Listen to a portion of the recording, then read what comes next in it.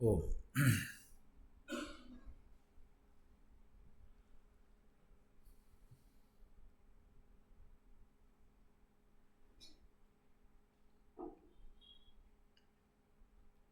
ഉപാസനാർത്ഥം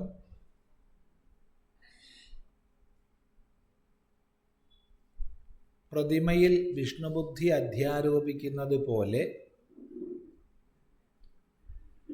അർപ്പണാദിയിൽ ബ്രഹ്മബുദ്ധിയെ കൊണ്ടുവരുന്നതാണ് എന്ന ചിലരുടെ വ്യാഖ്യാനത്തെ പറഞ്ഞ് അതിനെ ഖണ്ഡിച്ചു. അതല്ല, മറിച്ച് സർവത്തിലും ബ്രഹ്മബുദ്ധിയാണ് ഇവിടെ പറയപ്പെടുന്നത്. രണ്ടും വ്യത്യാസമുണ്ട്. ഒന്ന് ഉപാസനാർത്ഥം ബ്രഹ്മബുദ്ധിയെ കൊണ്ടുവരുന്നതും, രണ്ട് എല്ലാം ബ്രഹ്മമെന്നുള്ള ബോധം ഉണ്ടാവുന്നതും രണ്ടും രണ്ടാണ്. അപ്പം എല്ലാം ബ്രഹ്മമെന്ന ബോധത്തിൽ പരിമിതമായ എല്ലാം കൊഴിഞ്ഞു പോകും. ആ ഒരു ബോധം ഉറച്ചൊരു വിജ്ഞാനിയുടെ കേവല സ്ഥിതി പോലും യജ്ഞമാണ്. അല്ലാതെ പ്രത്യേകിച്ച് ചെയ്യേണ്ടതായിട്ടില്ല. അയാൾക്ക് കർത്തവ്യമായിട്ട് യജ്ഞമില്ല. ഇതാണ് പറഞ്ഞത്. അവിടെ തത്ര അധുനാ സമ്യക് ദർശനസ്യ യജ്ഞത്വം സമ്പാദ്യ തസ്തുത്യർത്ഥം അന്യേ അപി യജ്ഞാഃ ഉപക്ഷിപ്യന്തെ ദൈവമേവ ഇത്യാദിനാ. തത്ര അധുനാ സമ്യക് ദർശനസ്യ യജ്ഞത്വം സമ്പാദ്യ തസ്തുത്യർത്ഥം അന്യേ അപി യജ്ഞാഃ ഉപക്ഷിപ്യന്തെ ദൈവമേവ ഇത്യാദിന. ഇനിയിപ്പോൾ അധുന എന്ന് പറഞ്ഞാൽ ഇപ്പോൾ, തത്ര അധുന ഇനിയിപ്പോൾ സമ്യക് ദർശനം യജ്ഞമാണെന്ന് സമർത്ഥിച്ചു കഴിഞ്ഞു. സമ്യക് ദർശനം എല്ലാം ബ്രഹ്മമാണെന്ന ദർശനത്തിൽ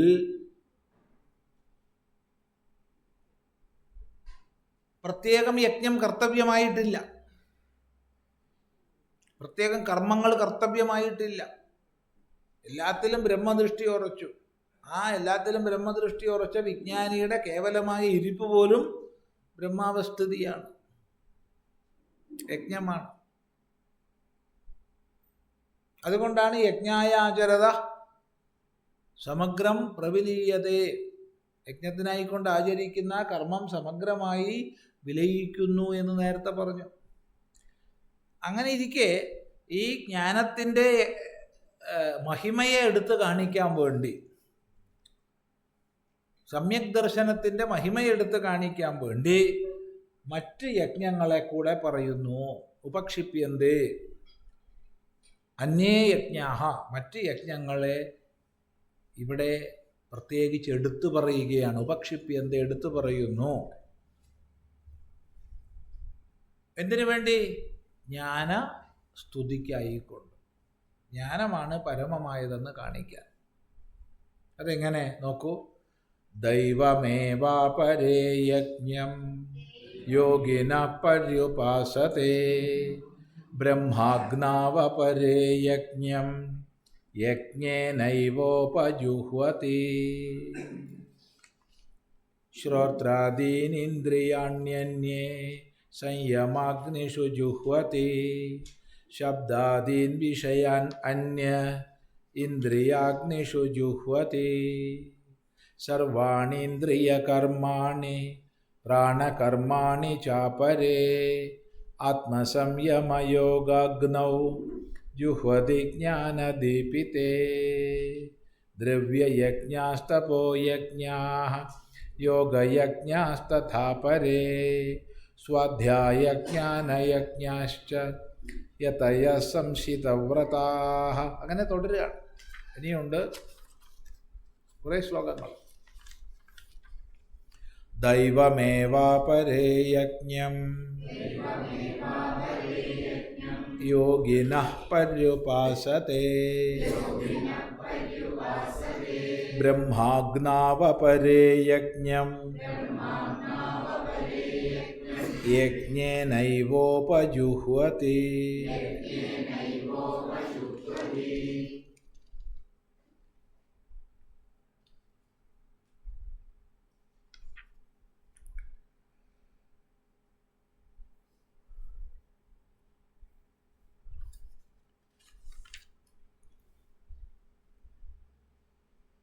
ദൈവമേവാപരേ യജ്ഞം യോഗിന പര്യുപാസത്തെ. അന്യേ യോഗിനഃ, വേറെ യോഗികൾ, യോഗ സാധനാ മാർഗത്തിൽ ചരിക്കുന്നവർ, സാധകന്മാർ, ദൈവമേവ യജ്ഞം പര്യുപാസത്തെ, ദൈവമായിരിക്കുന്ന യജ്ഞത്തെ ഉപാസിക്കുന്നു. ദൈവമായിരിക്കുന്ന യജ്ഞം എന്ന് പറയുമ്പം പ്രത്യേകം പ്രത്യേകം ദേവതകൾ ആരാധിക്കപ്പെടുന്ന, യജിക്കപ്പെടുന്ന യജ്ഞം. അമം ദേവതാം യജാമഹ, ഈ ദേവതയെ യജിക്കുന്നു, ഈ ദേവതയെ യജിക്കുന്നു എന്ന ഭാവത്തോടു കൂടി വ്യത്യസ്തങ്ങളായ ദൈവങ്ങളെ, ദേവതകളെ യജിക്കുന്ന യജ്ഞങ്ങൾ. അങ്ങനെയുള്ള ദൈവയജ്ഞത്തെ അപരേ യോഗിനഃ, എന്താ ഈ അപരേ യോഗിനഃ, വേറെ യോഗികൾ? ഇപ്പോൾ സർവോത്കൃഷ്ടമായ സർവം ബ്രഹ്മമെന്ന ബോധത്തിൽ ഉറച്ച വിജ്ഞാനിയുടെ കേവല സ്ഥിതി പോലും യജ്ഞമാണെന്ന് പറഞ്ഞു. അയാൾ പ്രത്യേകിച്ച് യജ്ഞം ചെയ്യേണ്ടതില്ല, അയാൾ പ്രത്യേകിച്ച് യജ്ഞം ചെയ്യുന്നില്ല, അത് പറഞ്ഞു. എന്നാൽ എല്ലാവരും അങ്ങനെയുള്ളവരാണോ? അല്ല, അനേക ലക്ഷം പേരിൽ ഒരാളെ ഉണ്ടാവുള്ളൂ. അപ്പോൾ അപരേ യോഗിനഃ, മറ്റ് യോഗികൾ ദൈവമേവ യജ്ഞം പര്യുപാസതേ, ദൈവയജ്ഞത്തെ പര്യുപാസന ചെയ്യുന്നു. ദൈവമായിരിക്കുന്ന യജ്ഞത്തെ, ദേവസംബന്ധിയായ യജ്ഞത്തെ.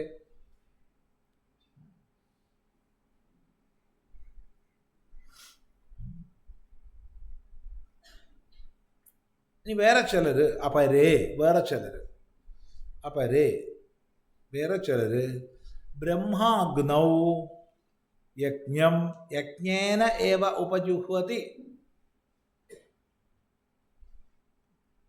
ബ്രഹ്മാഗ്നൗ, ബ്രഹ്മമാകുന്ന അഗ്നിയിൽ ഉപാസനാദൃഷ്ടിയെ കൊണ്ടുവരാൻ വേണ്ടി അഗ്നിയിൽ ബ്രഹ്മദൃഷ്ടിയെ അധ്യാരോപിക്കുന്നു. ഇവിടെ ബ്രഹ്മം തന്നെ അഗ്നി എന്നുള്ള എടുക്കരുത്, ബ്രഹ്മം തന്നെ അഗ്നി, ബ്രഹ്മാഗ്നി എന്ന് ഇവിടെ എടുക്കരുത്. അത് നേരത്തെ പറഞ്ഞു, അത് പരമമായ ബ്രഹ്മദൃഷ്ടിയാണ്. ഇവിടെ അതല്ല, ഇത് കർമ്മങ്ങളെ ചെയ്യുന്ന തലമാണ്. അപ്പോൾ ആദരപൂർവം ബ്രഹ്മദൃഷ്ടിയെ അഗ്നിയിൽ കൊണ്ടുവന്നു. അഗ്നി തന്നെ ബ്രഹ്മം, അഗ്നിർവൈ ബ്രഹ്മ, അഗ്നി നിർബന്ധ നിശ്ചയമായും ബ്രഹ്മമാകുന്നു എന്ന ശ്രുതിയുണ്ട്. അപ്പം അങ്ങനെ അഗ്നി, ബ്രഹ്മമെന്ന ഭാവനയാൽ അങ്ങേയറ്റം ആദരപൂർവ്വം നോക്കിക്കാണുന്ന അഗ്നിയിൽ യജ്ഞത്തെ നിർവഹിക്കുന്നു, യജ്ഞം കൊണ്ട് യജ്ഞത്തെ നിർവഹിക്കുന്നു.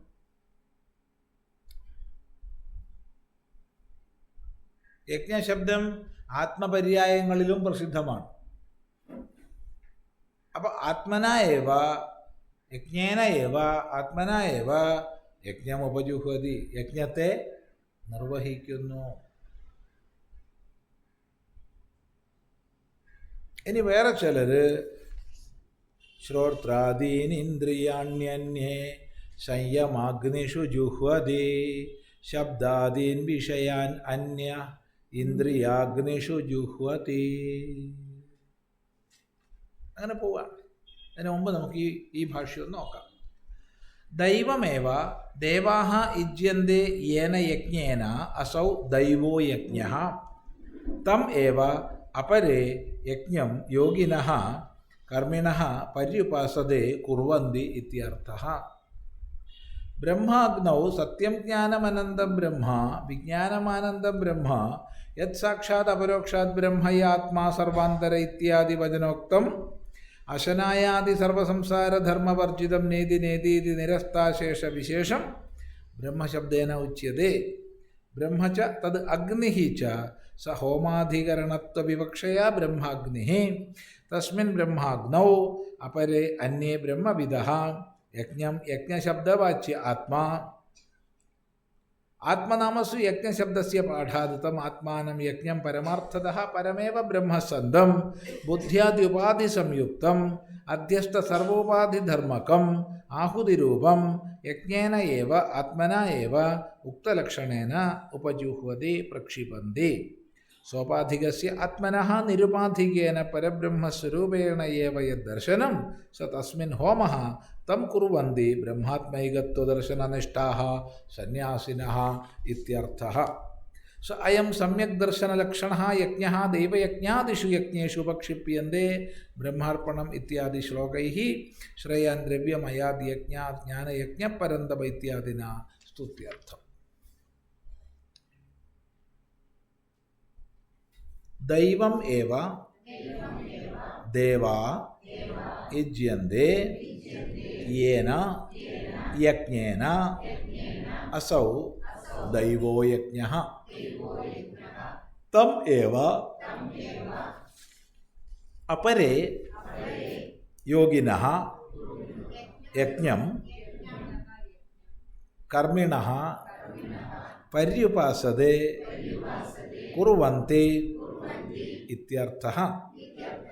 ബ്രഹ്മാഗ്നൗ സത്യം ജ്ഞാനമനന്തം ബ്രഹ്മ വിജ്ഞാനമാനന്ദം ബ്രഹ്മ യത് സാക്ഷാദപരോക്ഷാത് ബ്രഹ്മ യ ആത്മാ സർവാന്തരഃ ഇത്യാദി വചനോക്തം അശനായാദി സർവസംസാരധർമ്മവർജിതം നേതി നേതീതി നിരസ്താശേഷവിശേഷം ബ്രഹ്മശബ്ദേന ഉച്യത്തെ. ബ്രഹ്മ ച തദ് അഗ്നിഃ ച സഹ ഹോമാധികരണത്വവിവക്ഷയാ ബ്രഹ്മാഗ്നിഃ തസ്മിൻ ബ്രഹ്മാഗ്നൗ അപരേ അന്യേ ബ്രഹ്മവിദഃ യജ്ഞം യജ്ഞശബ്ദവാച്യം ആത്മാ ആത്മനാമസു യജ്ഞശബ്ദസ്യ പാഠാത് തം ആത്മാനം യജ്ഞം പരമാർത്ഥതഃ പരമേവ ബ്രഹ്മസന്തം ബുദ്ധ്യാദ്യുപാധിസംയുക്തം അധ്യസ്ഥസർവോപാധിധർമ്മകം ആഹുതിരൂപം യജ്ഞേന ഏവ ആത്മനാ ഏവ ഉക്തലക്ഷണേന ഉപജുഹ്വതി പ്രക്ഷിപന്തി. സോപാധികസ്യ ആത്മനഃ നിരുപാധികേന പരബ്രഹ്മസ്വരൂപേണ ഏവ യദ്ദർശനം സഹ തസ്മിൻ ഹോമഃ തം കുർവന്തി ബ്രഹ്മാത്മൈകത്വദർശനനിഷ്ഠാഃ സന്യാസിനഃ ഇത്യർത്ഥഃ. സ അയം സമ്യക് ദർശനലക്ഷണഃ യജ്ഞഃ ദൈവയജ്ഞാദിഷു യജ്ഞേഷു ഉപക്ഷിപ്യന്തെ ബ്രഹ്മാർപ്പണം ഇത്യാദി ശ്ലോകൈഃ ശ്രേയാൻ ദ്രവ്യമയാദ്യജ്ഞാത് ജ്ഞാനയജ്ഞപരന്തപ ഇത്യാദിനാ സ്തുത്യർത്ഥം. അപ്പോൾ അപരേ വേറെ ചിലർ ഇപ്പം പറഞ്ഞ ബ്രഹ്മദൃഷ്ടി ഉറച്ച മഹാപുരുഷന്മാരല്ല. അവരെന്ത് ചെയ്യുന്നു? ദൈവമേവാപരേ യജ്ഞം യോഗിന പര്യുപാസതേ. അപരേ യോഗിന വേറെ യോഗികൾ ദൈവമേവ യജ്ഞം പര്യുപാസതേ, ദൈവയജ്ഞത്തെ പര്യുപാസനം ചെയ്യുന്നു. ദൈവയജ്ഞം അനേക പ്രകാരമുണ്ട്. സാമാന്യമായി നമ്മൾ യജ്ഞശബ്ദത്താൽ പറയുന്നതൊക്കെ ദൈവയജ്ഞങ്ങളാണ്. വിശിഷ്ടങ്ങളായ ദേവതകളെ വിശിഷ്ടങ്ങളായ മന്ത്രങ്ങളോടുകൂടെ യജിക്കുന്ന ചടങ്ങ് ഏത് യജ്ഞങ്ങളിലുണ്ടോ അതൊക്കെയാണ് ദൈവയജ്ഞങ്ങൾ. ഇന്ദ്രനെ, വരുണനെ, മിത്രനെ, അങ്ങനെ അങ്ങനെ പോകും. വിഷ്ണുവെ, രുദ്രനെ.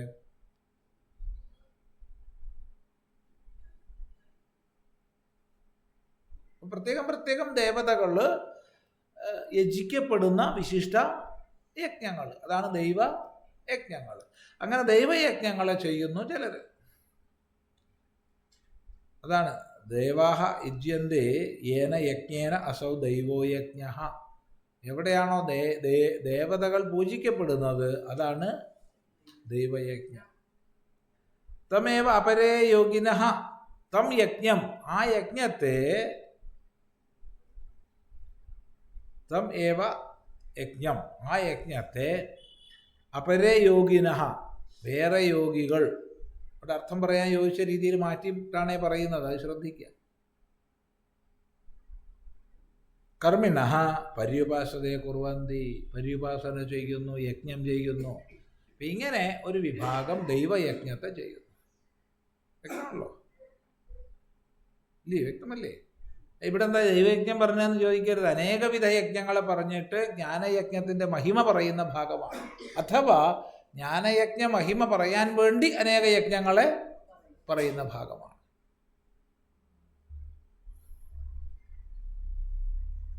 ഇനി അടുത്ത വരി ശ്രദ്ധിക്കുക. ഒന്ന് ശ്രദ്ധിച്ചിട്ട് മതി ഭാഷ്യം നോക്കുക. ഭാഷ്യത്തിന് മുമ്പ് പറയുകയാണ്. നേരത്തെ നമ്മൾ അർപ്പണാദിയിൽ ഉപാസനാർത്ഥം ബ്രഹ്മദൃഷ്ടി കൊണ്ടുവരുന്നതിനെ കുറിച്ച് പറഞ്ഞു. അത് ശരിയാണ്, ആ വ്യാഖ്യാനം ശരിയാണെങ്കിലും ഈ പ്രകരണത്തിൽ യോജിച്ചതല്ല എന്ന് പറഞ്ഞു ഭാഷ്യകാരൻ. അപ്പോൾ തൽക്കാലം ഇവിടത്തേക്ക് നമ്മളത് കൊണ്ടുവന്നു എന്ന് വിചാരിച്ചോളൂ. ഭാഷ്യ അനുസരിച്ചല്ല. അപ്പോൾ അഗ്നിയിൽ ആദരപൂർവ്വം ബ്രഹ്മദൃഷ്ടി അധ്യാരോപിച്ചു. അപ്പം എന്തായി? ബ്രഹ്മാഗ്നിയായി. ആ ബ്രഹ്മാഗ്നിയിൽ യജ്ഞത്തെ ചെയ്യുന്നു. അപ്പം അതിനല്ലേ ദൈവയജ്ഞം? അങ്ങനെയല്ല. ദൈവയജ്ഞം എന്ന് പറയുമ്പോൾ വ്യത്യസ്ത ദേവതകളെ ആവാഹിച്ച് ആ ദേവതകൾക്കുള്ള അർപ്പണമായി അഗ്നിയിൽ ഹോമിക്കുന്നതാണ്. ഇത് അഗ്നിയിൽ ആദരപൂർവം ബ്രഹ്മദൃഷ്ടിയെ അധ്യാരോപിച്ച്, ഏതുപോലെ ഈ രാജാവ് ആള് സിംഹമാണെന്ന് പറയുന്നത്, രാജസിംഹം. ഇപ്പം രാജസിംഹൻ എന്ന് പറയണത് പോലെ രാജാവ് സിംഹമല്ല എന്നറിയാം, എന്നാലും രാജാവിൻ്റെ മഹിമയെ കാണിക്കാൻ വേണ്ടി സിംഹദൃഷ്ടിയെ രാജാവിൽ അധ്യാരോപിക്കുന്നത് പോലെ അഗ്നിയിൽ ബ്രഹ്മദൃഷ്ടിയെ അധ്യാരോപിച്ചപ്പോൾ അത് ബ്രഹ്മാഗ്നിയായി. ആ ബ്രഹ്മാഗ്നിയിൽ യജ്ഞം ചെയ്യുന്നു. യജ്ഞേന യജ്ഞമയജന്ത, യജ്ഞത്തെ കൊണ്ട് യജ്ഞം ചെയ്യുന്നു എന്നർത്ഥം, സാമാന്യാർത്ഥം. ഭാഷ്യകാരൻ വേറെ അർത്ഥമാണ് പറയണത്. അപ്പോൾ രണ്ടും മനസ്സിലായിക്കോളും. ഭാഷ്യകാരൻ പറയുന്ന അർത്ഥം ബ്രഹ്മമാകുന്ന അഗ്നിയിൽ, അവിടെ അഗ്നിയല്ല ബ്രഹ്മത്തിലാണ്. എന്തിനാണ് അഗ്നി എന്ന് പറഞ്ഞതെന്ന് വെച്ചാൽ ഇത് യജ്ഞത്തെ പറയുന്ന അധികരണമായതുകൊണ്ട് അഗ്നി എന്ന് പറഞ്ഞു. വാസ്തവത്തിലൂടെ അഗ്നിയല്ല, ബ്രഹ്മത്തിൽ യജ്ഞത്തെ, യജ്ഞോ വൈ ആത്മാവൈ യജ്ഞ, ആത്മാവിന് യജ്ഞശബ്ദമുണ്ട്. അപ്പം ആത്മാവിനെ ബ്രഹ്മത്തിൽ യജ്ഞേനേവ ഉപജുഹ്യതി, യജ്ഞം കൊണ്ട് ഹോമിക്കുന്നു എന്ന് പറഞ്ഞാൽ എന്താർത്ഥം?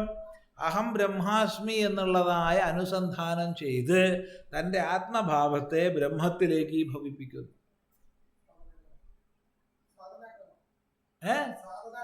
അതൊരു സാധനയാണ്. ഇതൊക്കെ സാധനയല്ലേ? അങ്ങനെ ചിലർ സാധനാനുഷ്ഠാനത്തിൽ വ്യാപരിച്ചിരിക്കുന്ന ആൾ പറയാണ് സന്യാസിമാർ അഹം ബ്രഹ്മാസ്മി എന്ന് ഭാവന ചെയ്യുന്ന സന്യാസിമാരാണ് ഇത് ചെയ്യുന്നത്. അപ്പോൾ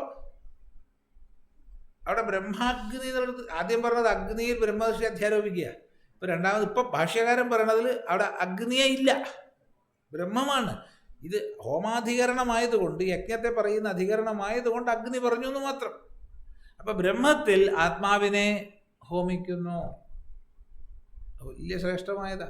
അങ്ങനെ തത്വാനുസന്ധാനം ചെയ്യുന്നു ചിലർ. അപ്പം അത് തന്നെയല്ലേ നേരത്തെ പറഞ്ഞത്? അല്ല, നേരത്തെ പറഞ്ഞത് കേവലമായ ജ്ഞാനനിഷ്ഠയാണ്. ഇത് സാധനയാണ്. ഇത് ഇത് ഇത് ഇത് സാധനയാണ്.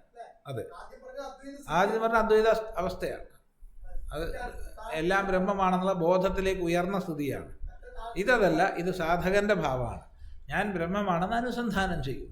അതാണ്. നോക്കൂ, ബ്രഹ്മാഗ്നൗ, ബ്രഹ്മമാകുന്ന അഗ്നിയിൽ, അവിടെ ബ്രഹ്മം എന്ന് പറഞ്ഞാൽ സത്യം ജ്ഞാനം അനന്തം ബ്രഹ്മ യോ വേദനിഹിതം ഗുഹായാം പരമേ വ്യോമൻ സോഷ്ണുതേ സർവാൻ കാമാൻ ബ്രഹ്മണ സഹ വിപശ്ചിതേതി.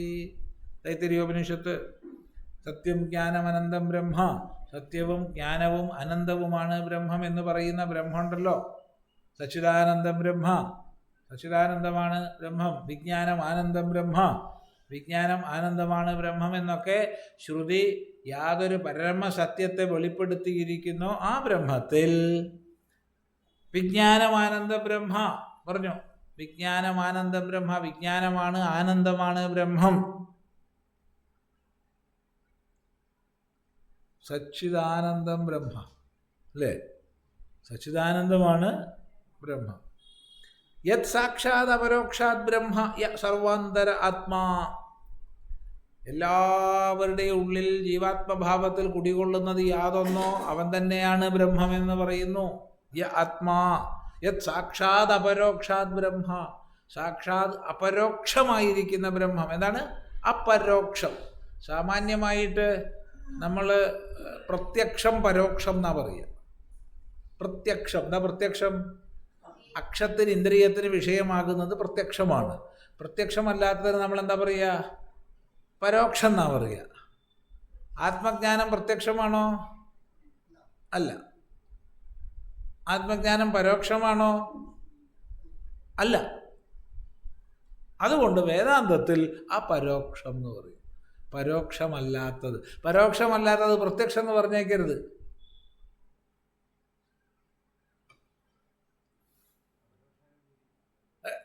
പരോക്ഷാനുഭൂതി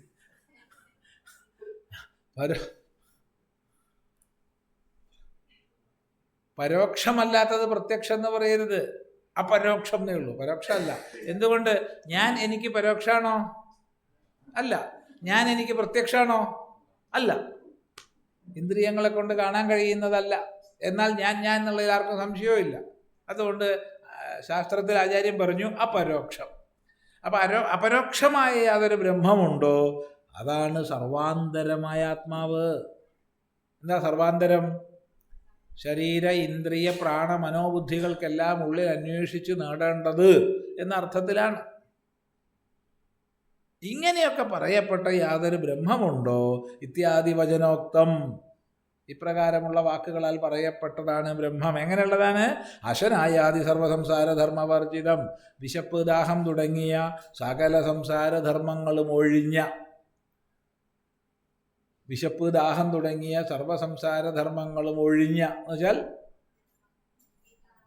യാതൊരു ലൗകികവുമല്ലാത്ത നേതിനേതീതി നിരസ്ത സർവവിശേഷം, നിരസ്താശേഷ വിശേഷം, എല്ലാ വിശേഷങ്ങളെയും നേതി എന്ന് പറഞ്ഞ് ഒഴിവാക്കി ഇതല്ല ഇപ്രകാരമല്ല, ഇതല്ല ഇപ്രകാരമല്ല എന്ന് നേതി ഇതല്ല എന്തിനെയൊക്കെ ഞാനാണെന്ന് വിചാരിച്ചോ അതിനെയൊക്കെ ഞാനല്ല എന്ന് നിരസിക്കുകയാണ്.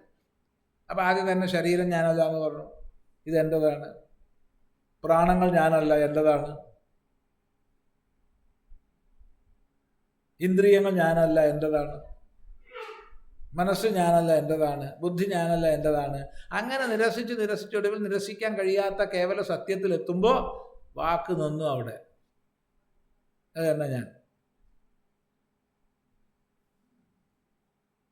നേതി ഇത്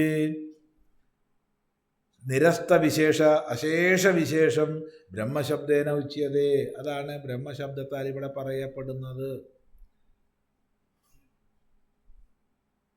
ഇവിടെ വളരെ ശ്രദ്ധിച്ചാൽ ഇതല്ല എന്ന നിഷേധശ്രുതിയിലൂടെ എവിടെയാണ് എത്തിച്ചേരുന്നത്? സത്യം ജ്ഞാനം അനന്തം ബ്രഹ്മ എന്നുള്ളതിലാണ്.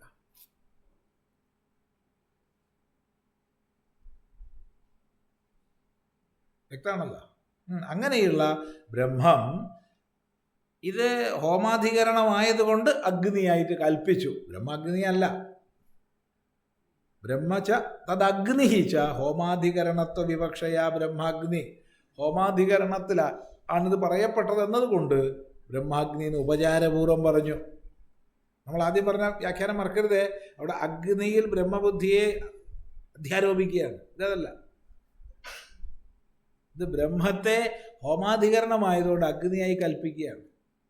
എപ്രകാരം അഗ്നിയിൽ ഹവിസ്സർപ്പിക്കുമ്പോൾ അതിൽ ഭസ്മീകരിക്കപ്പെടുന്നുവോ അതുപോലെ ഈ ബ്രഹ്മത്തിൽ ആത്മഭാവം ഭസ്മീകരിക്കപ്പെടുന്നു എന്നാണ് അർത്ഥം. ബ്രഹ്മാഗ്നൗ അപരേ അന്യേ ബ്രഹ്മവിദ, വേറെ ബ്രഹ്മതത്വാനുസന്ധാനം ചെയ്യുന്ന യോഗികൾ, ജ്ഞാനയോഗികൾ യജ്ഞശബ്ദവാച്യം ആത്മാ, യജ്ഞശബ്ദവാച്യമായ ആത്മാവിനെ, അതെങ്ങനെയാത്? ആത്മനാമസു യജ്ഞശബ്ദസ്യ പാഠാത്, ആത്മാവിൻ്റെ പര്യായങ്ങളിൽ യജ്ഞശബ്ദം ഉണ്ടല്ലോ. യജ്ഞശബ്ദത്തിന് വിഷ്ണു എന്നർത്ഥമുണ്ട്, ആത്മാന്നർത്ഥമുണ്ട്, യജ്ഞം എന്നർത്ഥമുണ്ട്, ഒരുപാട് അർത്ഥങ്ങളുണ്ട്. അപ്പം ഇവിടെ ആത്മാന്നർത്ഥം എടുക്കുക. ഇത് ഭാഷ്യയാണ്, വ്യാഖ്യാനമല്ല.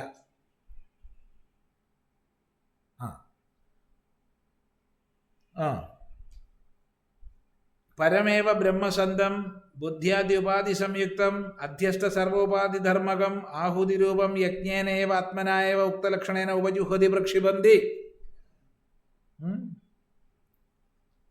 ഇത് വാസ്തവത്തിൽ പരമാത്മാവ് തന്നെയാണിത്, വാസ്തവത്തിൽ പരം തന്നെയാണ്. പക്ഷേ ബുദ്ധ്യാദ്യുപാധി സംയുക്തമായിട്ട് ജീവാത്മഭാവത്തെ പ്രാപിച്ചിരിക്കുകയാണ്. ശരീര ഇന്ദ്രിയ പ്രാണ മനോബുദ്ധികളോട് താതാത്മ്യഭാവത്തോടു കൂടി ജീവാത്മഭാവത്തിൽ ഇപ്പോൾ ഇരിക്കണമെന്നേ ഉള്ളൂ.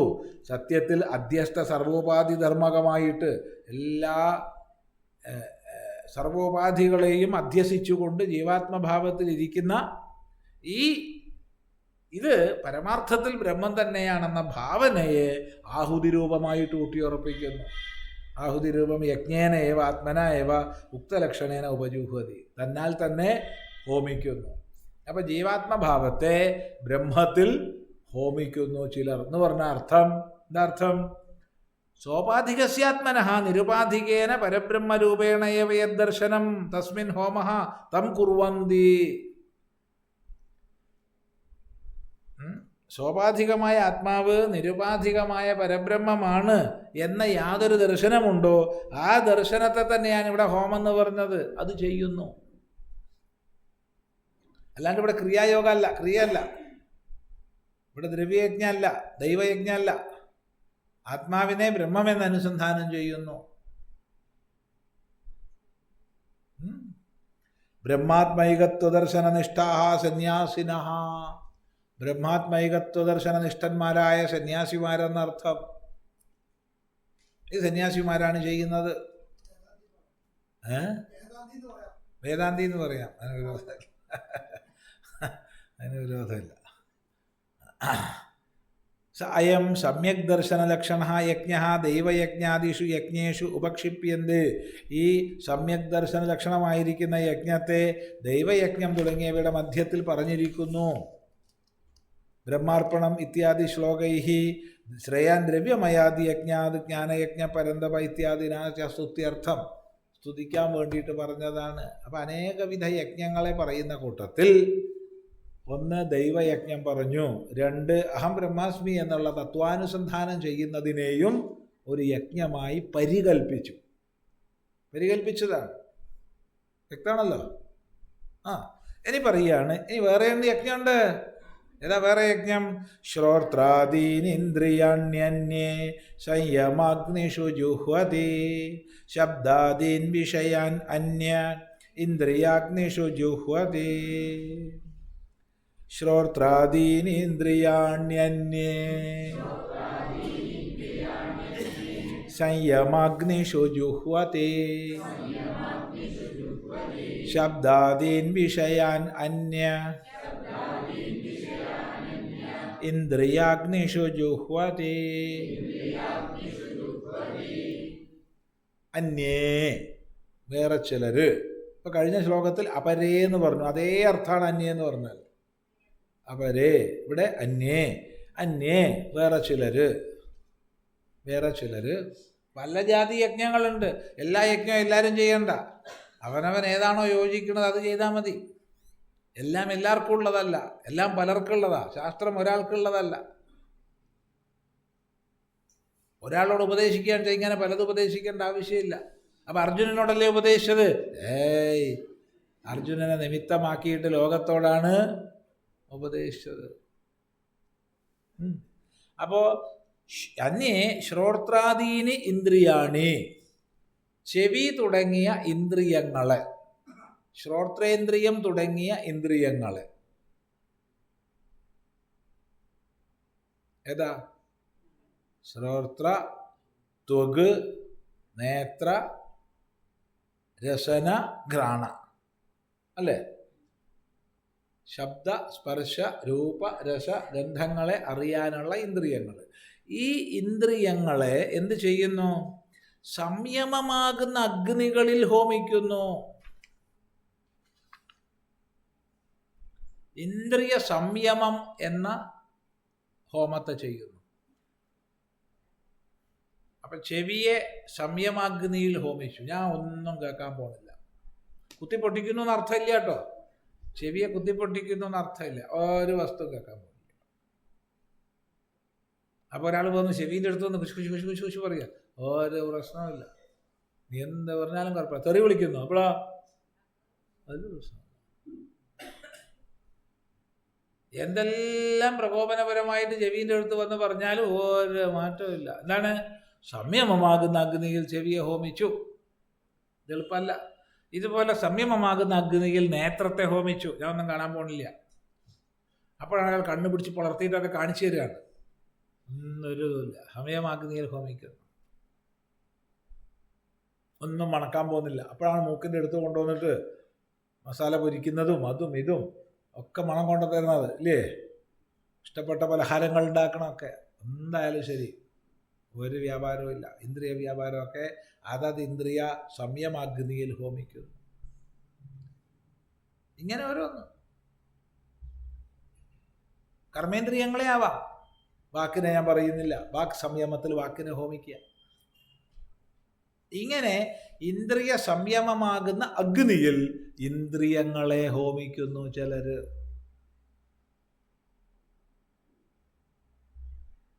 അങ്ങനെ നമ്മൾ ചെയ്യാറില്ലേ? ഇല്ല, വ്രതങ്ങളിലൊക്കെ ചെയ്യാറുണ്ട്. ഞാൻ മുണ്ടൂല, മൗനവ്രതം. ചെവി ഞാൻ ഒന്നും കേൾക്കാൻ പോണില്ല, അങ്ങനെ ഇല്ലേ? അങ്ങനെയാവാം. എന്തായിക്കൂടാത്? ഞാനൊന്നും കേൾക്കാൻ പോണില്ല. സ്വാമി ചെവി അടയ്ക്കാൻ പറ്റില്ലല്ലോ, കണ്ണാട്ട് അടയ്ക്കാം. ഓ, കണ്ണങ്ങോട്ട് അടയ്ക്കല്ലേ. കണ്ണടച്ചാലാ ഏറ്റവും വലിയ കാഴ്ചകൾ കാണുന്നത്. കണ്ണടയ്ക്കണ പോലെ തന്നെ ചെവി അടയ്ക്കാം. ചെവിയിൽ പഞ്ഞിയൊന്നും വെക്കലല്ല അത്.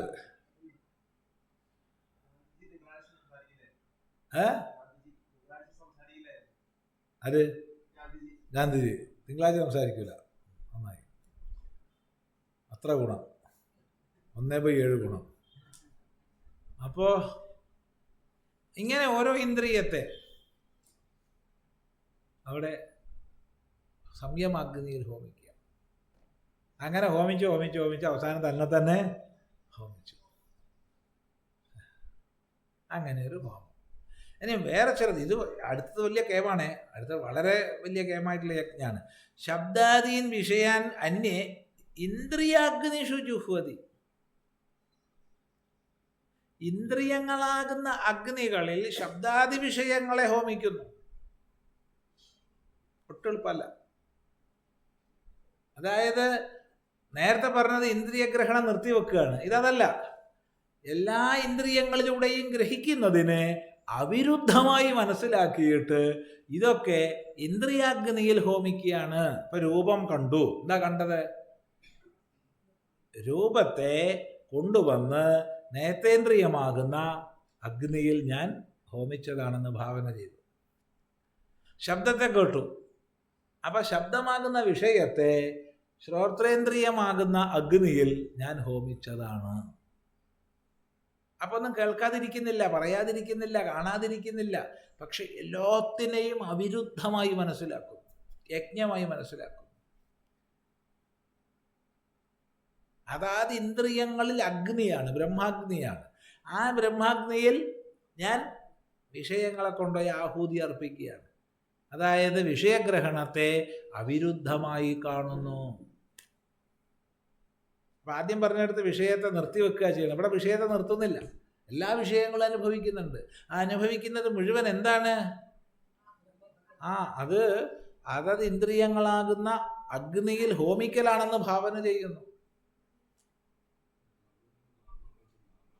അവിരുദ്ധഗ്രഹണം, അവിരുദ്ധഗ്രഹണമാണ്. ശ്രദ്ധിക്കുക. നോക്കൂ,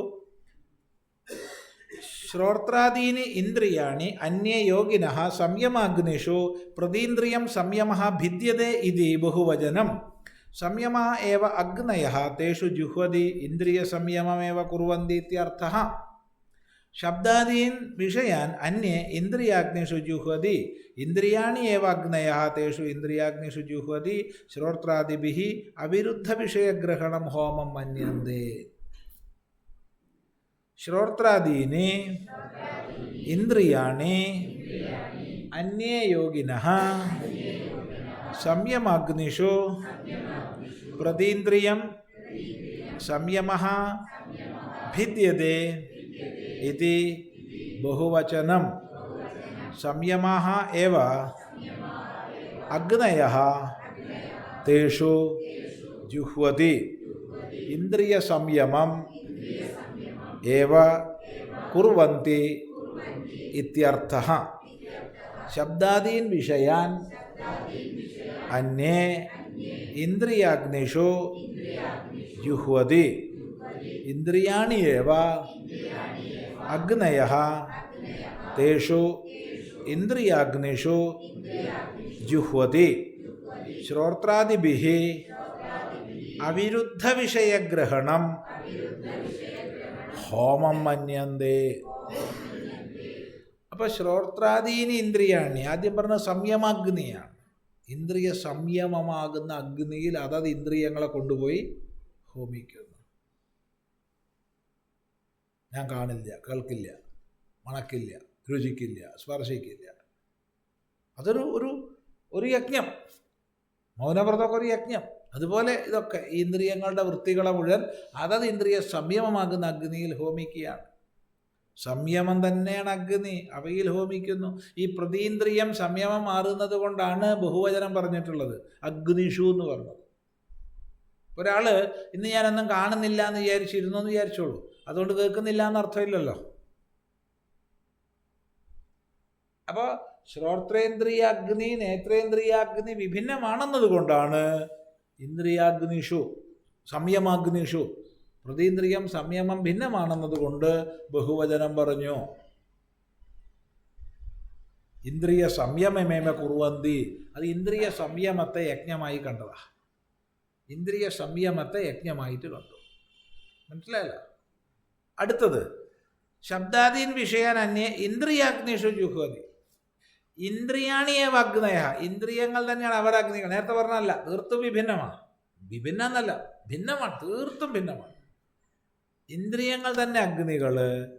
തേഷു ഇന്ദ്രിയാഗ്നിഷു ജുഹ്വതി ശ്രോത്രാദിഭിഃ, ശ്രോത്രം തുടങ്ങിയവയെ കൊണ്ട് അവിടെ ഹോമിക്കുന്നു. എന്താ ഹോമിക്കുക? ശ്രോത്രം കൊണ്ട് എന്താ ഹോമിക്കാൻ പറ്റുക? ശബ്ദം. അപ്പോൾ ശബ്ദം അങ്ങനെ കേൾക്കുകയാണ്, നല്ല ശബ്ദം കേൾക്കുമെന്ന് വിചാരിച്ചോളൂ. ഏത് ശബ്ദം നമ്മൾ ജീവിതത്തിൽ കേട്ടാലും അതൊക്കെ ശ്രോത്രേന്ദ്രിയമാകുന്ന അഗ്നിയിൽ ഹോമിക്കും. നല്ലത് ചീത്ത എല്ലാം കേൾക്കണത് ശ്രോത്രാഗ്നിയിൽ ഹോമിച്ചു, കാണുന്നത് നേത്രാഗ്നിയിൽ ഹോമിച്ചു. അതായത് ഇന്ദ്രിയങ്ങളിലൂടെ ഞാൻ നേടുന്ന വിഷയഗ്രഹണം അവിരുദ്ധമാണ് എന്ന് ഭാവന ചെയ്യുന്നു. ഒന്നും സാധനയ്ക്ക് വിരുദ്ധമല്ല, എല്ലാം അതത് ഇന്ദ്രിയാഗ്നിയിൽ ഹോമിക്കലാണ്.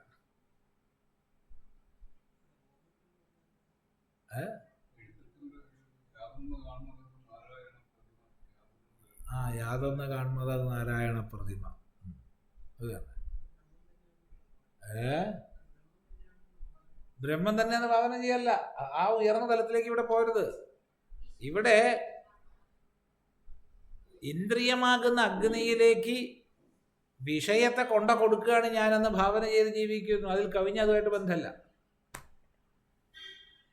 ശബ്ദസ്പർശ രൂപരസഗന്ധങ്ങളാകുന്ന വിഷയങ്ങളെ അതത് ഇന്ദ്രിയാഗ്നികളിലേക്ക് ഞാൻ ഹോമിക്കുന്നു. അത് ഹോമിച്ചില്ലാണ്ടായി കഴിഞ്ഞു, അതിനോട് അറ്റാച്ച്മെന്റ് ഇല്ല. പിന്നെ അതപ്പോൾ കഴിഞ്ഞു. ഇതൊക്കെ സാധനയാണ്. ഇനി വേറൊരു സാധന പറയുന്നു. കിഞ്ച വേറൊരു സാധന, സർവാണീന്ദ്രിയ കർമാണി പ്രാണകർമാണി ചാപരേ ആത്മസംയമയോഗാഗ്നൗ ജുഹ്വതി ജ്ഞാനദീപിതേ. സർവാണീന്ദ്രിയകർമാണി പ്രാണകർമാണി ചാപരേ ആത്മസംയമയോഗാഗ്നൗ ജുഹ്വതി ജ്ഞാനദീപിതേ.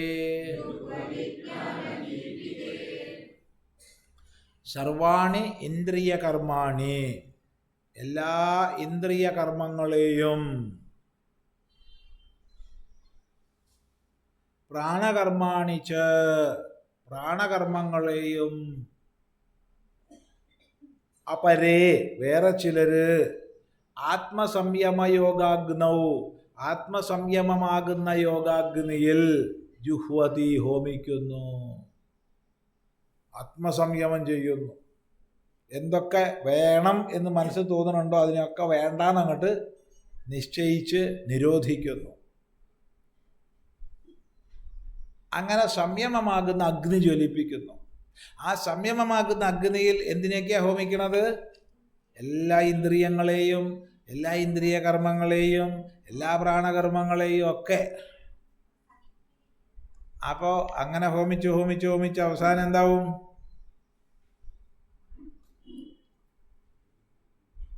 പിന്നെ വ്യവഹാരമില്ല. സകല വ്യവഹാരങ്ങളെയും ആത്മസംയമമാകുന്ന യോഗാഗ്നിയിൽ ഹോമിക്കുകയാണ്. ഇത് പറയാൻ വളരെ എളുപ്പമാണ്.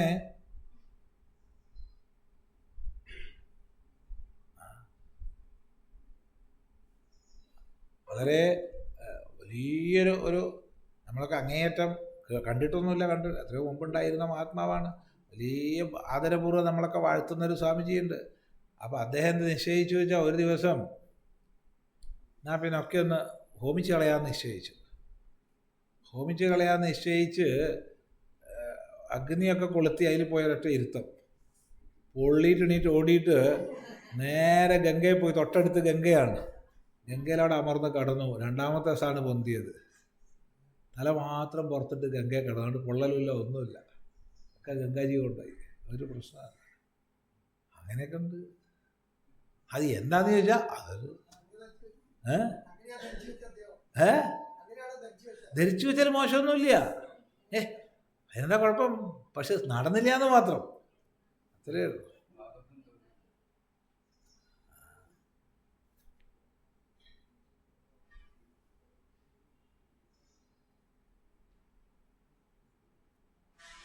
ചിലപ്പോൾ ഇനി ഉപാധി വേണ്ടാൻ തീരുമാനിച്ചിട്ടുണ്ടാവും. ഇനി ഉപാധിയെ കൊണ്ട് എനിക്ക് കാര്യമില്ല, എനിക്ക് ഉപാധിയെ കൊണ്ട് ഉണ്ടാവേണ്ട കാര്യം കഴിഞ്ഞു, ഇനിയിപ്പോൾ ഇതിനെ കൊണ്ട് വേറെയുള്ളവർക്കും കാര്യമൊന്നുമില്ലാന്ന് ചിലപ്പോൾ തോന്നിയിട്ടുണ്ടാവാം. പക്ഷെ പിന്നെ പൊള്ളിയപ്പോൾ അവൾ മാറ്റി, വേണ്ട എന്തെങ്കിലും ആവാന്ന് തോന്നിയാലോ പറയാൻ വയ്യ. നമുക്ക് പറയാൻ വയ്യ. ഏതായാലും ഇന്ദ്രിയങ്ങളെയും കർമ്മങ്ങളെയും പ്രാണകർമ്മങ്ങളെയും ഒക്കെ, പ്രാണകർമ്മങ്ങൾ ഏതാന്ന് ചോദിച്ചാൽ നമ്മളെല്ലാ കർമ്മങ്ങളും പ്രാണകർമ്മങ്ങളാണ്.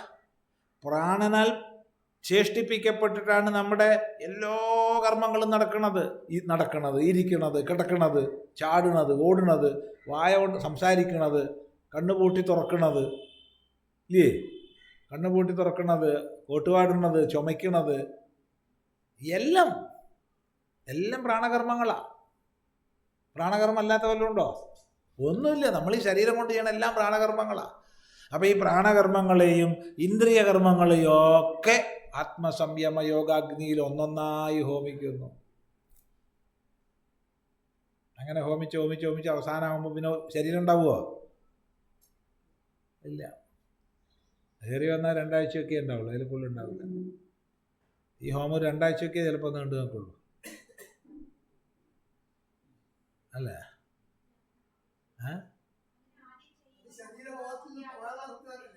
അത് എന്താ ഇതിപ്പോൾ എല്ലാവർക്കും വേണ്ടി അല്ലല്ലോ പറഞ്ഞത്.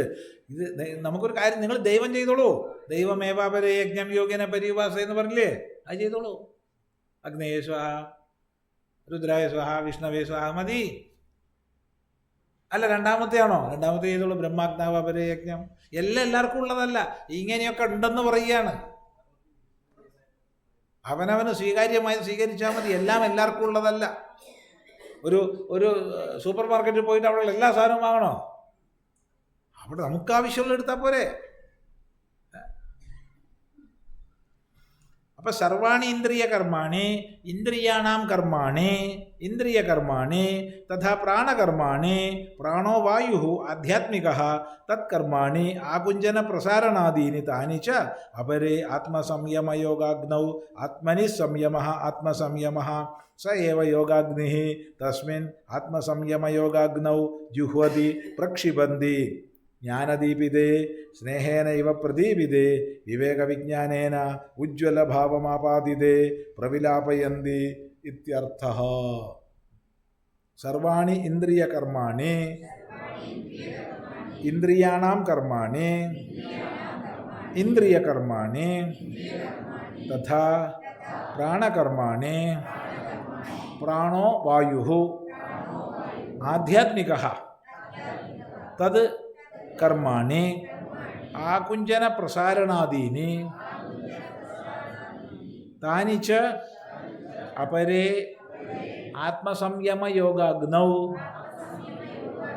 ആത്മനി സംയമഃ ആത്മസംയമഃ സ ഏവ യോഗാഗ്നിഃ തസ്മിൻ ആത്മസംയമയോഗാഗ്നൗ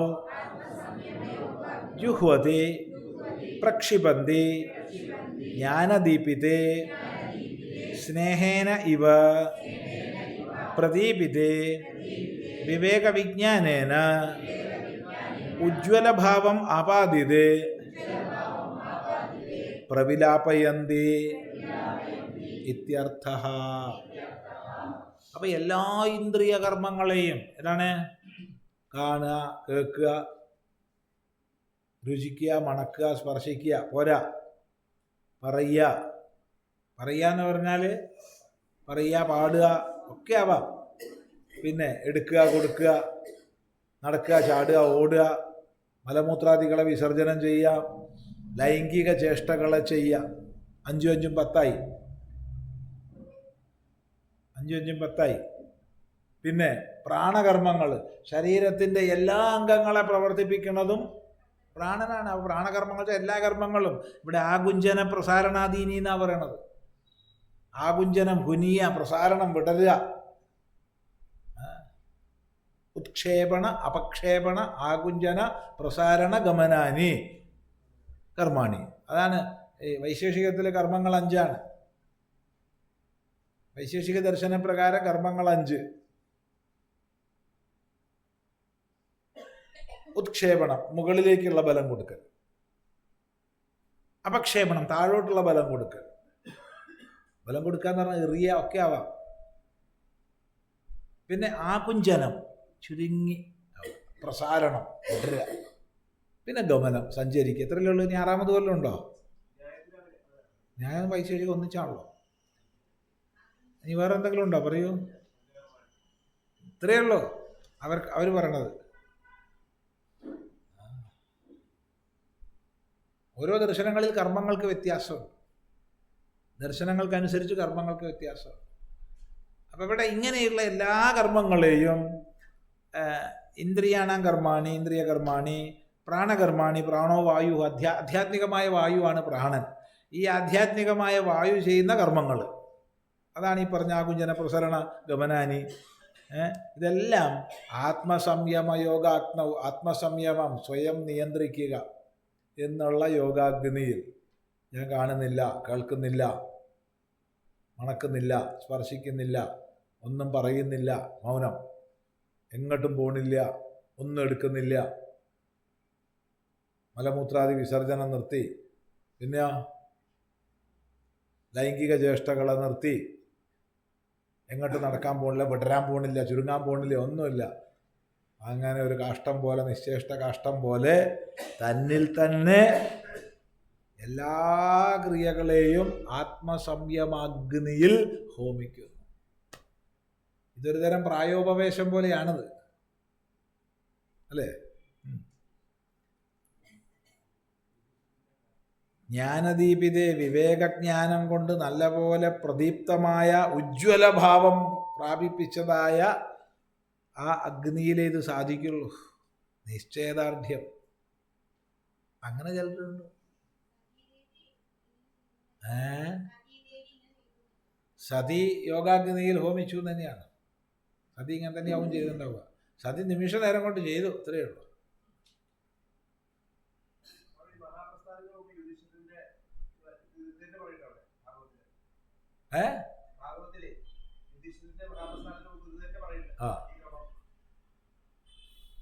സർവത്തിനെയും ഉപസംഹരിക്കുന്നു. ഇങ്ങനെ ഇപ്പം എത്ര എണ്ണം പറഞ്ഞു? 1, 2, 3, 4 ഇല്ലേ? ഇപ്പൊ പറഞ്ഞു, ഇത്ര യജ്ഞങ്ങൾ പറഞ്ഞു. എന്തിനാ ഇപ്പം ഇങ്ങനെ പറയണത്? കുറേ യജ്ഞം ചെയ്യണവരുണ്ട്, പല യജ്ഞം ചെയ്യുന്ന ആൾക്കാരുണ്ട്. ആരൊക്കെയാണ്? ദ്രവ്യയജ്ഞാസ്തപോയജ്ഞാ യോഗയജ്ഞാസ്തഥാ പരേ സ്വാധ്യായജ്ഞാനയജ്ഞാശ്ച യതയഃ സംശിതവ്രതാഃ. ദ്രവ്യയജ്ഞാസ്തപോയജ്ഞാഃ യോഗയജ്ഞാസ്തഥാ പരേ സ്വാധ്യായജ്ഞാനയജ്ഞാശ്ച യതയഃ സംശിതവ്രതാഃ. അപ്പോ ഇങ്ങനെ പല യജ്ഞങ്ങളെ പറഞ്ഞിട്ട് ഈ ശ്ലോകത്തിൽ യജ്ഞങ്ങളെ അല്ല പറയുന്നത്, അതത് യജ്ഞങ്ങളെ ചെയ്യുന്നവരെയാ പറയുന്നത്. ദ്രവ്യയജ്ഞന്മാരുണ്ട്. ദ്രവ്യയജ്ഞന്മാരെന്ന് പറഞ്ഞാൽ ദ്രവ്യം കൊണ്ട് യജ്ഞം ചെയ്യുന്നവർ. അവിടെ ദ്രവ്യത്തിന് രണ്ടർത്ഥം. വിവിധങ്ങളായ പദാർത്ഥങ്ങളെ സമാഹരിച്ച് യജ്ഞം ചെയ്യുന്നവർ. അങ്ങനെയുണ്ടല്ലോ. നമ്മൾ തന്നെ ഹോമങ്ങൾക്ക് എന്തൊക്കെ പദാർത്ഥങ്ങളെ ഉപയോഗിക്കാറുണ്ട്? പല പദാർത്ഥങ്ങളെ ഉപയോഗിക്കാറുണ്ട്. വിവിധ ദ്രവ്യങ്ങളെ കൊണ്ട് യജ്ഞം ചെയ്യുന്നുണ്ട്. അങ്ങനെ അത് ഒരർത്ഥം. രണ്ടാമത്തെ അർത്ഥം ദ്രവ്യം എന്നുള്ളതിന് സമ്പത്ത് എന്നർത്ഥം എടുക്കാം. അപ്പോൾ തീർത്ഥഭൂമികളിലും അവിടെയൊക്കെ ആയിട്ട് യജ്ഞഭൂമികളിൽ, തീർത്ഥഭൂമികളിലൊക്കെ ദ്രവ്യം ദാനം ചെയ്യുന്ന യജ്ഞം, ധനം ദാനം ചെയ്യുന്ന യജ്ഞം, അതൊരു യജ്ഞമാണ്, ദ്രവ്യയജ്ഞ. വേറെ ചിലർ തപോയജ്ഞന്മാർ, തപസ് തന്നെയാണ് അവർക്ക് യജ്ഞം. തപസ് തന്നെ, ശരീരം കൊണ്ടും വാക്കുകൊണ്ടും മനസ്സുകൊണ്ടും ചെയ്യുന്ന തപസ്, ഇന്ദ്രിയ മനോനിയന്ത്രണമാകുന്ന തപസ്, കൃച്ഛ്രചാന്ദ്രായണാദിയാകുന്ന തപസ്, ഇങ്ങനെ പലവിധ തപസ്സുണ്ട്. ശരീരം കൊണ്ട് ചെയ്യുന്ന തപസ് ഏതാണ് പറഞ്ഞത്? ദേവദ്വിജ ഗുരുപ്രാജ്ഞ പൂജനം ശൗചമാർജവം ബ്രഹ്മചര്യം അഹിംസ ച ശാരീരം തപൗച്യതേ എന്ന് ഗീത തന്നെ പറയും.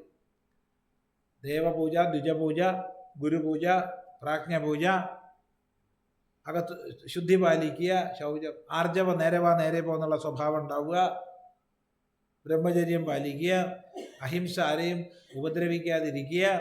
ഇതൊക്കെ ചെയ്താൽ ശരീരം കൊണ്ടുള്ള തപസ്സായി. വാക്കുകൊണ്ടുള്ള തപസ്സോ? അനുദ്വേഗകരം വാക്യം സത്യം പ്രിയഹിതം ചയത് സ്വാധ്യായാഭ്യസനം ചൈവ വാങ്മയം തപ ഉച്യതേ. മറ്റുള്ളവർക്ക് ഉദ്വേഗം ഉണ്ടാക്കുന്ന, ഞെട്ടലുണ്ടാക്കുന്ന വാക്കുകളെ പറയാതിരിക്കുക, അതൊരു വ്രതം, അതൊരു തപസ്.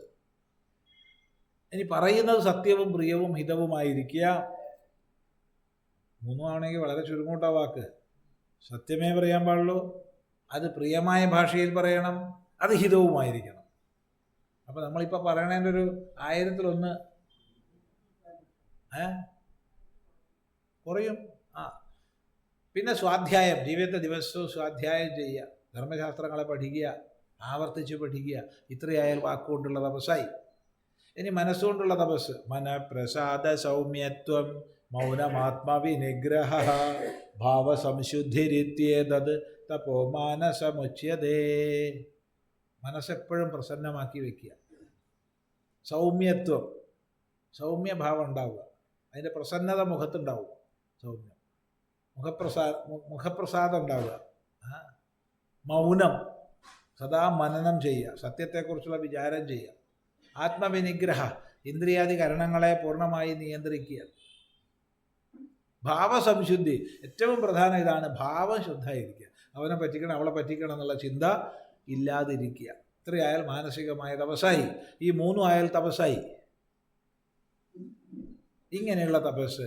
ഇനി മനസ്സശ്ചേന്ദ്രിയാണാം ച ഹൈകാഗ്ര്യം പരമം തപഃ എന്ന് വ്യാസഭഗവാൻ പറഞ്ഞു തരും. മനസ്സിനെയും ഇന്ദ്രിയങ്ങളെയും ഏകാഗ്രപ്പെടുത്തുന്നതാണ് പരമമായ തപസ്.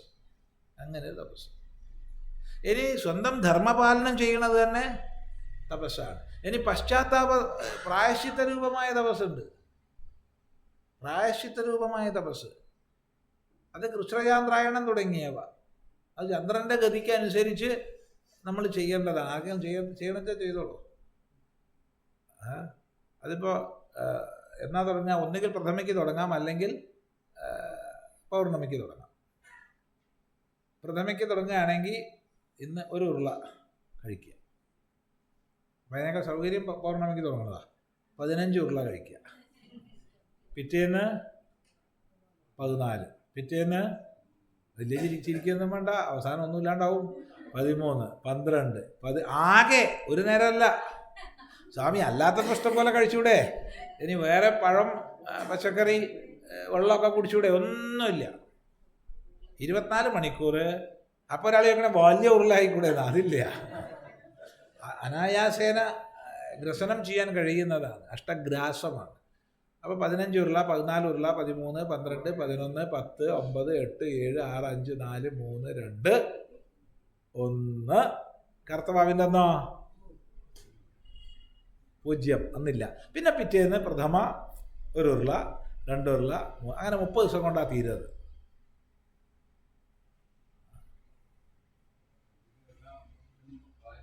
ഇത് എല്ലാത്തിനും പ്രായശ്ചിത്തമായോ എന്ന് വെച്ചാൽ എനിക്കറിയില്ല. പ്രായശ്ചിത്തമായിട്ടുള്ള ഇതിൽ പറഞ്ഞതാണ്. ചിലരത് പ്രാർത്ഥനയായിട്ടും ചെയ്യാറുണ്ട്. നമുക്ക് പരിചയമുള്ള ഒരാൾ ചെയ്തിരുന്നു. ഇവിടെ വരുന്നൊരു കുട്ടി അവൾക്ക് കല്യാണം കഴിക്കേണ്ടെന്ന് നിർബന്ധം. ഈ കല്യാണം വേണ്ട, വീട്ടുകാർക്ക് അഞ്ചാൽ കല്യാണം വേണം. ആർക്ക്? വീട്ടുകാർക്കല്ല, അവൾക്ക് വേണം. വീട്ടുകാർക്ക് അവളെ കല്യാണം കഴിപ്പിക്കണം, ആൾക്ക് അഞ്ചാൽ എനിക്ക് കല്യാണം കഴിക്കേണ്ട. അങ്ങനെ കുറേ ആലോചന വന്നപ്പോൾ മുടക്കി. അപ്പം മുടക്കി അമ്മ ഇവിടെയൊക്കെ വന്ന് പരാതി പറഞ്ഞു. സ്വാമി ആശ്രമത്തിലൊക്കെ വന്നിട്ട് കുട്ടി നാശമായിപ്പോയി, അതാണ് ഇതാണെന്നൊക്കെ പറഞ്ഞിട്ട് കുറേ പറഞ്ഞു. ഞാൻ പറഞ്ഞു ഞാനെന്ത് ചെയ്യാനാണ്, ഞാൻ അവളോട് കല്യാണം കഴിക്കേണ്ടെന്ന് പറഞ്ഞിട്ടുണ്ടോ? ഞാനിത് ഉത്തരവാദിയല്ല, സ്വാമി എന്ന് പറഞ്ഞു കൊടുക്കൂ. ഞാൻ പറഞ്ഞു നീ കല്യാണം കഴിക്കണം, എനിക്ക് കല്യാണം വേണ്ട. അപ്പം അവസാനം അവൾ ചോദിച്ചാലോ സ്വാമിക്ക് കല്യാണം കഴിക്കണം നിർബന്ധിക്കാനുള്ള അധികാരമുണ്ടോ? സ്വാമി കഴിച്ചിട്ടുണ്ടോ? അതില്ല. അത് ശരിയാണ്, ഞാൻ കഴിച്ചില്ല, പിന്നെ നിർബന്ധിക്കാൻ സ്വാമിക്ക് അധികാരം ഇല്ലല്ലോ എന്നൊക്കെ പറഞ്ഞു. അത് കഴിഞ്ഞ് ഒരുവിധമൊക്കെ ഒത്തു വന്നു. വീട്ടുകാരൊക്കെ ഏകദേശമൊക്കെ നിശ്ചയിച്ചു ഇവളോട് സമ്മതം ചോദിക്കാറുണ്ട്. അപ്പോഴാണ് കൃഷ്ണചാന്ദ്രായണം. 1 മാസം ഈ കല്യാണം നടക്കരുത് എന്നും പറഞ്ഞിട്ട് പ്രാർത്ഥിച്ചിട്ട് കൃഷ്ണചാന്ദ്രായണം എടുത്ത് 1 മാസം. ഗുണം വല്ലതും ഉണ്ടായോ? ഒന്നും ഉണ്ടായില്ല. കല്യാണം നടന്നപ്പോൾ കുട്ടി വന്നിട്ട് കുട്ടിക്ക് നമ്മളാ ചോറ് കൊടുത്തത്. ഇവിടെ വരാറുണ്ട്. കുട്ടി വലുതായി ഇപ്പോൾ.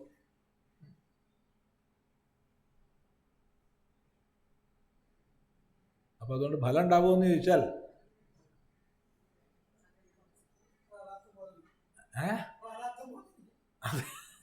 ഉണ്ടാവുന്നോ ഉണ്ടാവില്ല എന്നോ പറയാൻ വയ്യ. രണ്ടും പറയാൻ വയ്യ. ഏതായാലും അങ്ങനെ തപോയജ്ഞ. പിന്നെ യോഗയജ്ഞ. യോഗാനുഷ്ഠാനം തന്നെ യജ്ഞമായി കണക്കാക്കി യമനിയമാസന പ്രാണായാമ പ്രത്യാഹാര ധാരണ ധ്യാനങ്ങളെ ജീവിതത്തിൽ അഭ്യസിക്കുന്ന അങ്ങനെയുള്ള യോഗികൾ അവർ വേറൊരു യജ്ഞം ചെയ്യുന്നില്ല. ഇത് തന്നെയാണ് യജ്ഞം. യോഗം തന്നെ യജ്ഞം. യോഗയജ്ഞ. അല്ലെങ്കിൽ യോഗം ഭക്തിയോഗാവാം. ഏതെങ്കിലും ഏത് യോഗമായാലും കുഴപ്പമില്ല. ഒരു യോഗത്തെ തന്നെ യജ്ഞമായി തപസ്സായി കണക്കാക്കുന്നവർ യോഗയജ്ഞ. തഥാ അതുപോലെ സ്വാധ്യായയജ്ഞ. സ്വാധ്യായ ജ്ഞാനയജ്ഞ എന്ന് പറഞ്ഞാൽ സ്വാധ്യായയജ്ഞ ജ്ഞാനയജ്ഞ.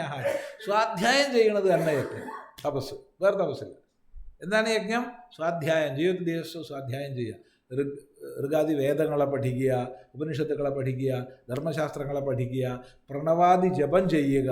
ഇതിൽ തന്നെ മുഴുകിയിരിക്കുക.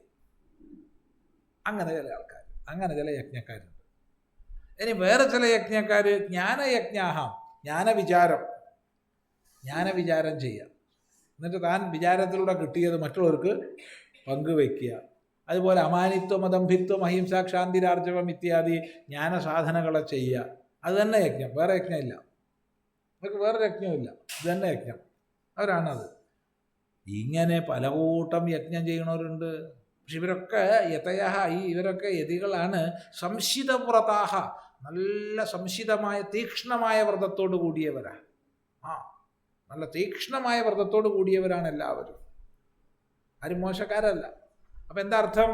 ഓരോരുത്തർക്കും യോജിച്ച യജ്ഞങ്ങളെ അവരവർക്ക് ചെയ്യാം എന്നർത്ഥം. ഇന്നതേ ചെയ്യാവൂ എന്നുള്ളതല്ല, എല്ലാം എല്ലാവരും ചെയ്യണം എന്നുള്ളതും അല്ല. ഓരോരുത്തർക്കും യോജിച്ച യജ്ഞങ്ങളെ ഓരോരുത്തർക്ക് ചെയ്യാം. ഇങ്ങനെ പലവിധ യജ്ഞങ്ങളുണ്ട്. എന്താ? സ്വാതന്ത്ര്യമുണ്ട്. അതാണ് ദ്രവ്യയജ്ഞ. അപ്പം നമ്മൾ ഈ പറഞ്ഞ അർത്ഥം മനസ്സിലാക്കണേ, മറക്കരുതേ. കാരണം ഭാഷ്യത്തിൽ ചിലത് വ്യത്യാസമുണ്ട്. അപ്പോൾ ഇവിടെ പറഞ്ഞതൊക്കെ ഭാഷ്യത്തിനനുസരിച്ചല്ല. ഈ പറഞ്ഞൊക്കെ ഓർമ്മിച്ചോളണം. ഭാഷ്യത്തിൽ ഭിന്നമായിട്ട് പറയും. ദ്രവ്യയജ്ഞ തീർത്ഥേഷു ദ്രവ്യവിനിയോഗം യജ്ഞബുദ്ധ്യാ കുർവന്തി യേ തേ ദ്രവ്യയജ്ഞാഃ തപോയജ്ഞാഃ യേ തപസ്വിനഃ തേ തപോയജ്ഞാഃ യോഗയജ്ഞാഃ പ്രാണായാമ പ്രത്യാഹാരാദിലക്ഷണഃ യോഗഃ യജ്ഞഃ യേഷാം തേ യോഗയജ്ഞാഃ തഥാ അപരേ സ്വാധ്യായജ്ഞാനയജ്ഞാഃ ച സ്വാധ്യായഃ യഥാവിധി ഋഗാദ്യഭ്യാസഃ യജ്ഞഃ യേഷാം തേ സ്വാധ്യായയജ്ഞാഃ ജ്ഞാനയജ്ഞാഃ ജ്ഞാനം ശാസ്ത്രാർത്ഥപരിജ്ഞാനം യജ്ഞഃ യേഷാം തേ ജ്ഞാനയജ്ഞാഃ ച യതയഃ യതനശീലാഃ സംശിതവ്രതാഃ സമ്യക്ഷിതാനി തനൂകൃതാനി തീക്ഷ്ണീകൃതാനി വ്രതാനി യേഷാം തേ സംശിതവ്രതാഃ. അപ്പം ദ്രവ്യയജ്ഞന്മാർ, ഭാഷ്യകാരൻ പറയുന്നത് തീർത്ഥങ്ങളിൽ ദ്രവ്യവിനിയോഗം ചെയ്യുന്നവർ, അങ്ങനെ ധാരാളം പേരുണ്ട്.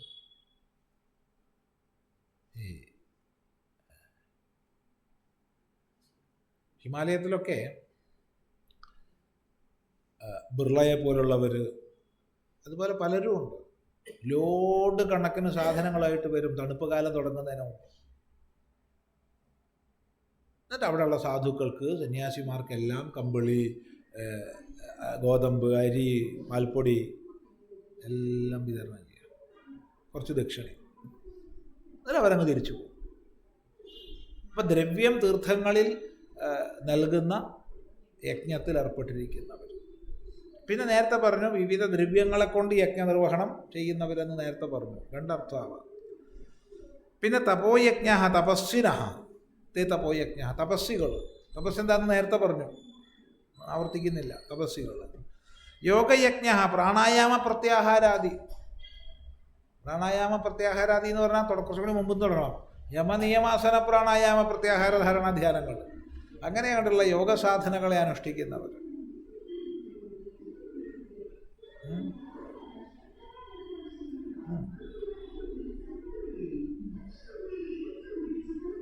അങ്ങനെയുള്ള യോഗയജ്ഞന്മാർ. തഥാ അപരെ, ഇനി വേറെ ചിലർ സ്വാധ്യായജ്ഞാനയജ്ഞ. സ്വാധ്യായ യഥാവിധി ഋഗാദഭ്യാസ. ഋഗാദ്യഭ്യാസ എന്ന് പറഞ്ഞാൽ ഋക്ക് തുടങ്ങിയ വേദങ്ങളെ അഭ്യസിക്കുക. ഋഗ്വേദം, യജുർവേദം, സാമവേദം, അഥർവവേദം എന്നിവയെ പഠിക്കുക. അതിൻ്റെ അംഗങ്ങളെ പഠിക്കുക, ഉപനിഷത്തുക്കളെ പഠിക്കുക. അത് അഭ്യസിച്ചുകൊണ്ടിരിക്കുക. അതാണ്, അത് തന്നെ യജ്ഞം, വേറൊന്നുമില്ല. ശാസ്ത്ര സ്വാധ്യായം തന്നെ യജ്ഞം. വേറെ ചിലർ ജ്ഞാനയജ്ഞ, ശാസ്ത്രാർത്ഥ പരിജ്ഞാനം യജ്ഞ. ശാസ്ത്രാർത്ഥ വിചാരം ചെയ്ത് ശാസ്ത്രാർത്ഥത്തിൽ നല്ല പരിജ്ഞാനം നേടുക. അതെങ്ങനെ ശാസ്ത്ര വിചാരം ചെയ്ത് അത് മറ്റുള്ളവരായി പങ്കുവയ്ക്കുക. ജ്ഞാനയജ്ഞം അല്ലേ? ഗീതാജ്ഞാനയജ്ഞം, ഉപനിഷത്ത് ജ്ഞാനയജ്ഞം, അങ്ങനെ പങ്കുവയ്ക്കുക, നല്ല അറിവ് നേടിയിട്ട്. ഇങ്ങനെയൊക്കെ യജ്ഞങ്ങൾ ധാരാളമുണ്ട്. എന്തായാലും ഈ ചെയ്യുന്നവരൊക്കെ യതനശീലാഹ, എല്ലാവരും യതികളാണ്. സംശിതവ്രതാഹ, നല്ല തീക്ഷ്ണീകൃതമായ മൂർച്ച കൂട്ടിയ വ്രതത്തോട് കൂടിയവരാ, മൂർച്ചയുള്ള വ്രതത്തോട് കൂടിയവരാ എല്ലാവരും. ആരും മോശക്കാരല്ല. ഇനിയും യജ്ഞങ്ങളുണ്ട്, അത് നമുക്ക് തുടർന്ന് പഠിക്കാം.